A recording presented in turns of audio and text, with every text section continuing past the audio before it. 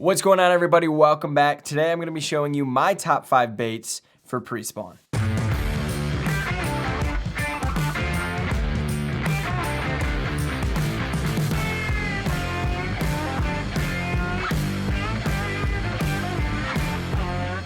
Pre-spawn is easily one of my favorite times to catch bass. Why? Couple reasons. The first reason is winter is finally over and I get to go fishing. And then the second reason is the bass are hungry, they're fired up, and this can be one of the best times to just catch fish like crazy. You don't have to think super far into it. It's pretty simple to figure out a bite, and you can fish a variety of baits. With that being said, today I want to talk to you guys about 5 baits that I'm using in the springtime, pretty much from the ice melting all the way up to the spawn. These are 5 baits that are going to catch you fish. I just want to suggest some baits for you guys here. Hopefully they'll catch you more fish this spring potentially, but this is just what I'm throwing for those of you who are curious. So let's get into it. So the first bait that I'm typically picking up right off the rip in the spring is going to be a jerkbait. A jerkbait is a great way to get on an easy bite and kind of feel out where those fish are at. The reason a jerkbait is so good is because it has an erratic action with an immediate pause. This action is crucial because in the springtime, you have a lot of inconsistent weather. You know, you're still getting some cold days here and there. You're getting fluctuating water temperatures. It might rain, it might be sunny. You really can't predict spring for the most part, right? So with all that inconsistent weather, you get fish that start to act up. You might be able to trigger a feeding frenzy, but fish aren't always actively looking to just chase baits down, right? So one thing that this bait does is it creates an erratic action where it rips through the water, which really fires that fish up, but then it just stops. When that bait stops, it's sitting in that strike zone long enough for that fish to just be like, you know what? Boom, you're mine, right? So this is a great bait to get on a bite when the weather's inconsistent, when the water's still cold, and early on, you can really just be productive more than any other bait.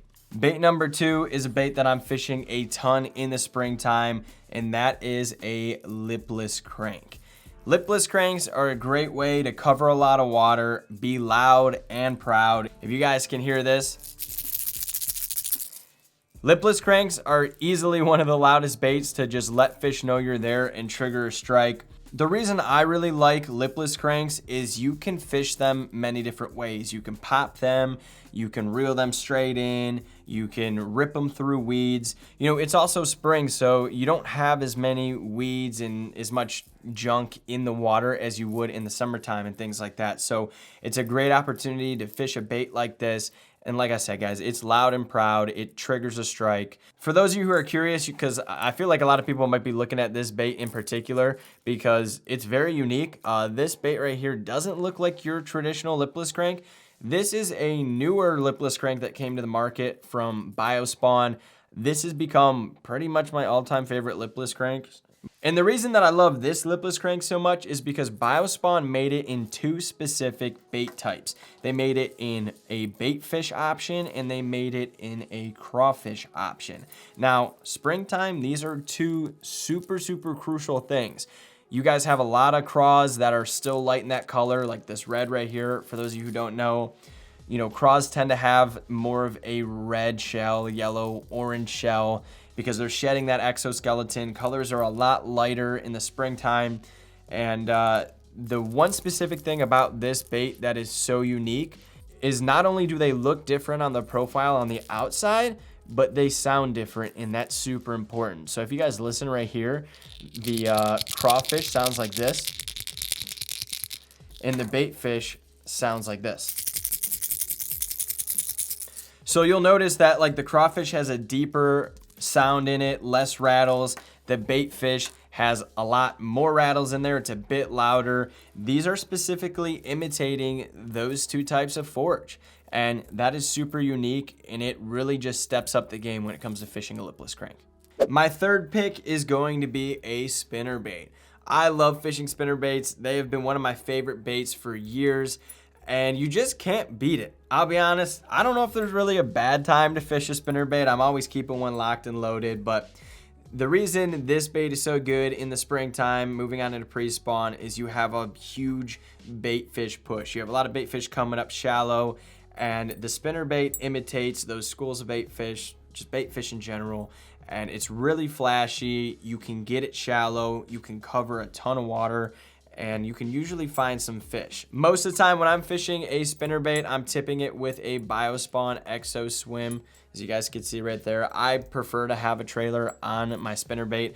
It's pre-spawn. These fish are trying to stock their bellies up for the spawn, so don't be afraid to add a trailer on there, bulk up your spinnerbait. Now, when it comes to spring, I really like this spinnerbait right here. When I'm trying to cover a lot of water and things are really starting to warm up, I'm throwing this guy right here, which is, I call it a hybrid, but it's basically like a mix between a Colorado and a willow blade. As you guys see, I have like a thicker willow blade on this one here with a small little thumper Colorado. You get a lot more vibration. This is a good spinnerbait when you guys are just bumping it off cover and stuff like that. So I will fish this guy a lot, but early on in the spring, I will also be throwing a Colorado blade spinnerbait.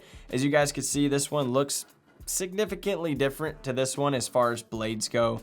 And the reason that you want to throw like a Colorado blade like this is it's going to allow you to have more thump but slow things down. So you have colder water temperatures. The fish aren't necessarily as active as they are other times of the year. So when it comes to slowing things down and giving off a bigger presentation, you know, a Colorado is going to allow you to do that. But another thing great about Colorado blades is when you have inconsistent weather in the spring, like a lot of rain and things like that, oftentimes the water clarity gets a little rough. So Colorado blades are a great way to make your like presence in there and let the fish know that you're there. So when you're trying to be loud, proud, thumpy, pick up a Colorado blade. But if you want to cover a ton of water, fish around cover, things like that, try fishing like this hybrid guy right here. You guys should be pretty successful. My fourth pick, the Chatterbait. This is easily one of my all-time favorite baits when it comes to fishing the spring. It's got me some of my biggest bites. This bait right here, you can do so much with it, and that's why I love it. I'm typically picking up a Chatterbait when I'm really trying to get around that cover, when I'm fishing a lot of wood. One of my favorite ways to catch bass off wood in the spring is using a Chatterbait. It's just a really fun bait to fish. Something about casting it out there, just feeling that vibration, and then it just stopping and getting hammered has to be one of my favorite ways to catch bass. So Chatterbaits, it's just a great way to catch bass in the spring.